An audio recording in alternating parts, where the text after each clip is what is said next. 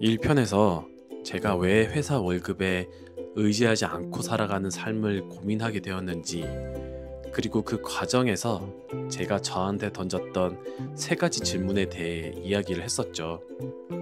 그 세 가지 질문을 아무리 진지하게 해봐도 결국 마지막에 남는 건, 그럼 현실적으로 돈이 얼마나 있으면 월급이 줄거나 없어져도 안 흔들릴 수 있지? 이 질문입니다. 오늘은 그 얘기를 해보려고 합니다. 회사에 기대지 않고 살아가려면 현실적으로 얼마나 필요한가? 다만 제가 생각하는 기준은 아마 다른 사람들과는 조금 다를 겁니다. 요즘 파이어, 조기 은퇴, 경제적 자유 이야기를 보면 꼭 나오는 숫자들이 있습니다. 10억은 있어야 된다. 연 4%면 된다. 연 몇 프로 수익률이면 그걸로 인출하면서 살 수 있다. 이론적으로는 맞는 말일 수도 있고 참고가 되기도 합니다. 저도 예전에는 많이 찾아봤어요. 많은 재테크 서적의 첫 부분에서 보통 언급되기도 하고요. 그런데 어느 순간 이런 생각이 들었습니다. 10억이든 4%든 이건 결국 남이 만들어 놓은 숫자일 뿐이다. 내 삶의 방식, 내가 쓰고 싶은 돈, 내가 살고 싶은 리듬과 맞는 숫자인지는 아무도 얘기해 주지 않는다. 그리고 더 중요한 건 이런 시나리오들이 대부분 전제로 깔고 있는 그림이 어느 정도 소비를 줄이고 자산이 항상 지금과 같은 속도로 성장하는 것을 전제로 함에도 불구하고 제 소비를 줄여야 한다는 거예요. 저는 그게 제가 원하는 그림은 아니라고 생각했습니다.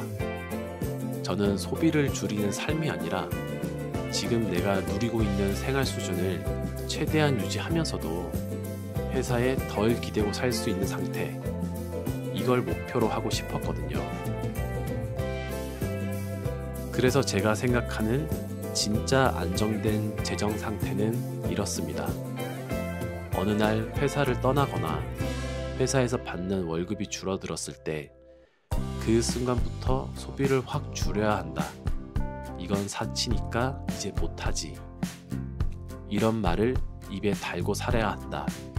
이게 아니라 지금 내가 누리고 있는 생활 수준과 소비 패턴을 크게 줄이지 않더라도 회사 월급 없이 버틸 수 있는 상태. 저는 이게 제가 꿈꾸는 그림에 더 가깝다고 느꼈습니다. 그래서 저는 회사 다니면서 받는 수준의 소비를 다른 현금 흐름으로 대체하는 것을 목표로 하고 있습니다. 월급이 끊기고 소비를 확 줄여서 평생 축소 경제로 버티는 건 제가 원하는 그림이 아니기 때문입니다. 그래서 제가 생각하는 안정된 상태의 기준을 생각할 때 출발점은 아주 단순합니다.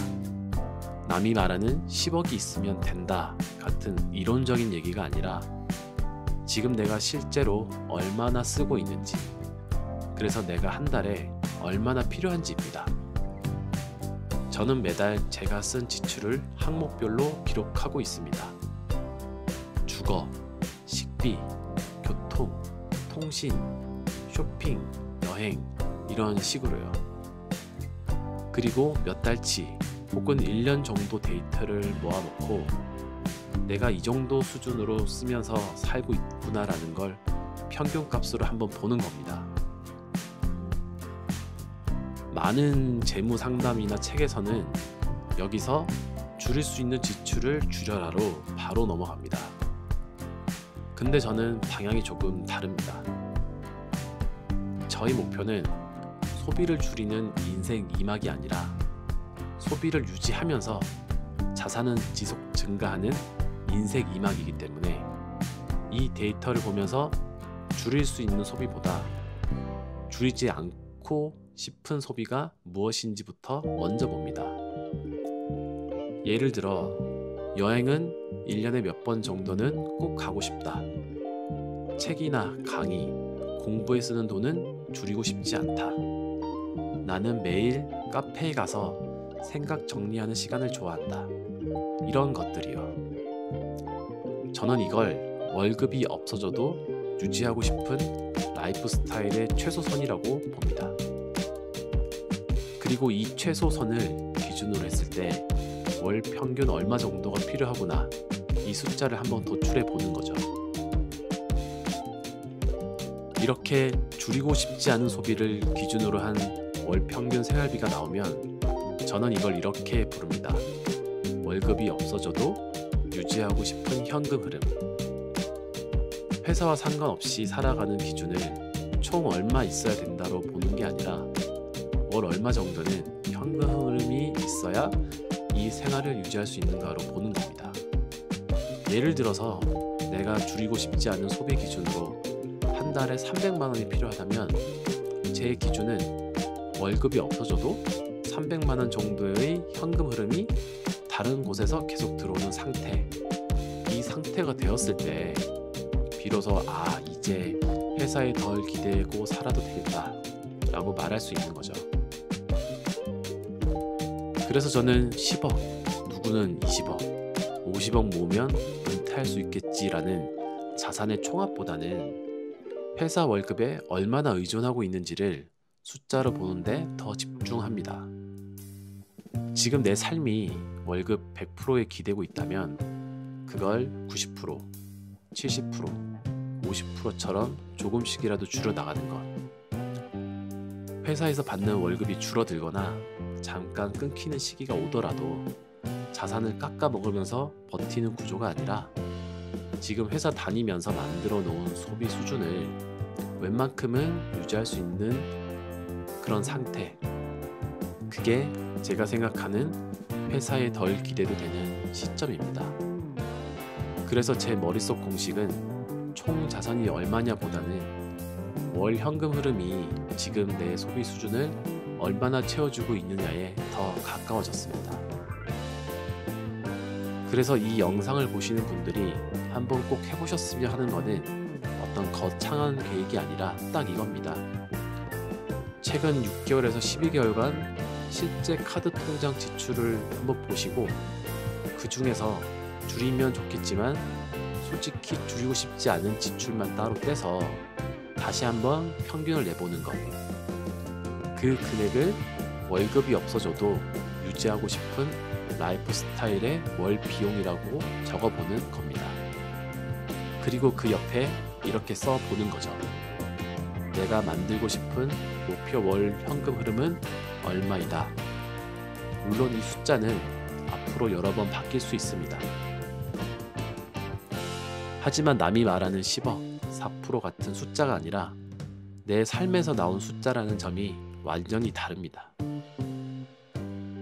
물론 비상자금이나 예비비는 누구나 기본적으로 필요하다는 생각합니다. 살다 보면 예상하지 못한 일들이 생기니까요. 다만 저는 그걸 회사에 덜 기대기 위한 핵심 기준이라고 보지는 않습니다. 예비비는 예비비일 뿐이고 제가 중요하게 보는 기준은 현재 삶의 소비를 크게 줄이지 않고 유지할 수 있는 월 현금 흐름이 충분히 만들어졌는가, 여기에 더 가깝습니다. 그래서 안전마진, 비상자금 이야기는 오늘이 주인공이 아니라 그냥 당연히 깔고 가는 기본 세팅 정도로만 생각하고 있습니다. 오늘 영상은 퇴사해도 안 망하려면 현실적으로 얼마나 필요할까를 조금 다른 방식으로 바라본 시간이었습니다. 남들이 말하는 10억, 4%를 몇 퍼센트 인출률이 아니라 내가 줄이고 싶지 않은 소비를 기준으로 목표 월 현금 흐름을 한번 적어보자는 제안이었어요. 아직 저는 이 기준을 완벽하게 채운 사람이 아니고 이 기준을 채우기 위해 회사 안에서 그리고 언젠가 회사 밖에서 어떤 수익 구조를 만들고 있는지 그 과정 자체를 앞으로 이 채널에서 계속 공유해 보려고 합니다.